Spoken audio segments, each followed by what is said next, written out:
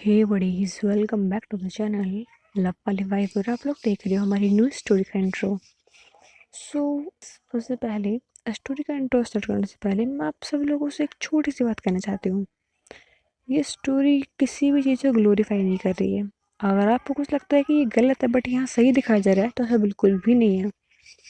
आपको डिसाइड करना है कि क्या गलत है और क्या सही है। इस कहानी की डिसीजन मेकर आप हो। अगर आपको लगता है कि ये पर्टिकुलर पर्सन इस स्टोरी का गलत है तो वही गलत होगा। इसलिए इसका टाइटल भी है who is wrong, question mark question mark. तो ये डिसीजन आपका है कि आप डिसाइड करो कि एग्जैक्टली है गलत कौन। इसमें मैं खुद के ओपिनियन बिल्कुल भी नहीं बता रही हूँ। It's your choice to know and decide कि हु इज़ रॉन्ग। तो चलिए, आप लोग को ज़्यादा वक्त ना लेते हुए हम स्टोरी का इंट्रो स्टार्ट करते हैं। तो हमारी स्टोरी का इंट्रो स्टार्ट होता है हमारी स्टोरी की पहली मेन कैरेक्टर से, माया। माया नाम जितना प्यारा उतनी ही प्यारी लड़की।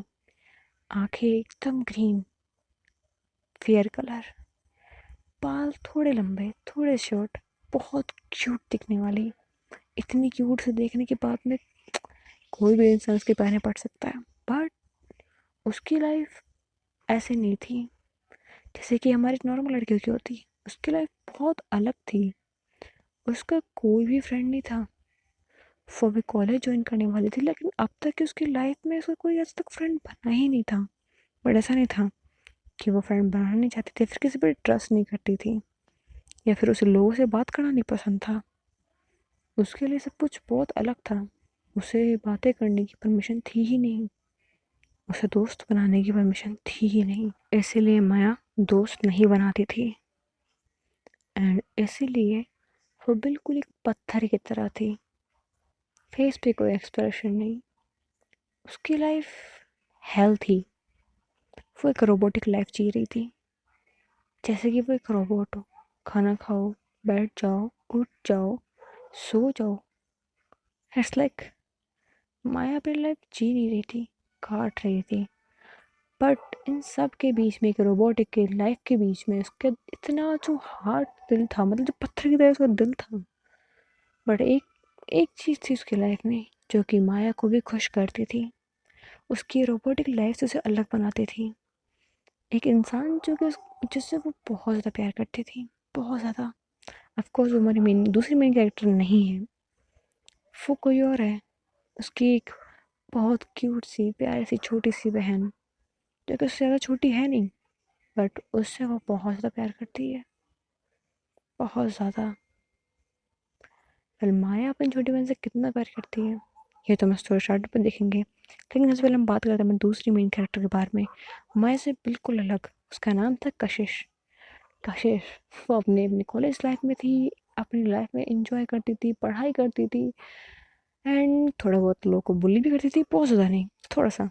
लाइक मस्ती मस्ती में किसी भी, आपको वो सीनियर थी तो कभी अपने जूनियर्स को पकड़ के बोलती थी चलो डांस करो, चलो गाओ। लाइक फन लाइफ थी उसकी, बिल्कुल फन लाइफ।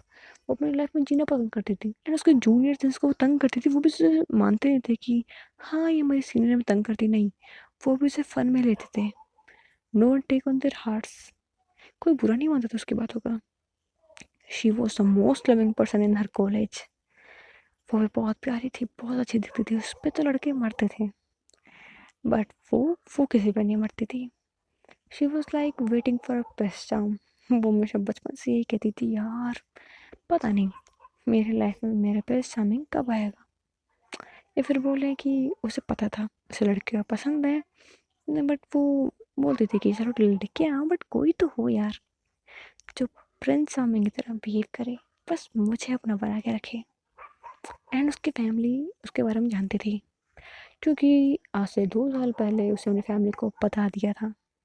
उसकी फैमिली से बहुत ज़्यादा नाराज़ थी, बहुत ज़्यादा। बट वो उसे फोर्स नहीं करते कि हाँ तुम्हें पता लगे लड़की है, लड़के से लाइक करते तो लड़कों को शादी करते, नहीं, वो उसे फोर्स नहीं करती। बल्कि वो उसे बोलती है, बहुत बार बोलती है कि तुम ऐसा क्या सोच रही हो, सब कुछ गलत है, तुम्हें शायद को मेंटली प्रॉब्लम है। तो वो बस बोल देती है कि ऐसा कुछ भी नहीं है। 2 साल लगते हैं, उसकी फैमिली से बिल्कुल नाराज़ रहती है। वो एक घर में रहते थे लेकिन बातें नहीं करते थे, ना उसकी मॉम ना उसके डैड। लेकिन इन 2 सालों में बहुत कुछ बदलता है, धीरे धीरे उसके मॉम डैड समझने लगते हैं।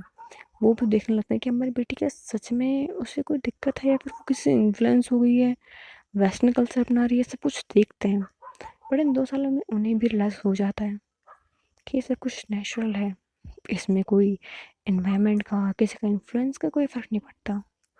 ये सब कुछ जानने में 2 साल लगती है। 2 साल तक अपने बेटे से बिना बात करे रहते हैं। जब वो लोग मान जाते हैं तो कशिश वो बहुत ज़्यादा खुश थी एंड अपनी लाइफ को और भी ज़्यादा फन तरीके से जी रही थी।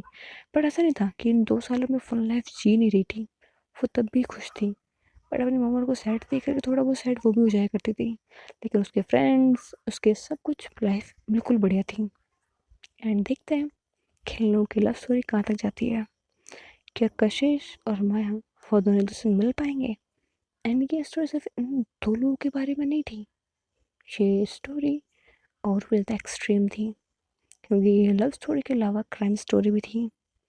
इसमें कुछ स्टोरी के बैकग्राउंड में कुछ क्राइम चलता है, क्योंकि आपको स्टोरी के साथ ही पता लगेंगे कुछ ऐसे मर्डर्स मिस्ट्री जिनका जिनको देख के लगता नहीं कि कोई मर्डर है। It's like natural death, but वो नेचुरल डेथ होती नहीं है। इट्स लाइक एक्सीडेंट, बट वो एक्सीडेंट होता नहीं है।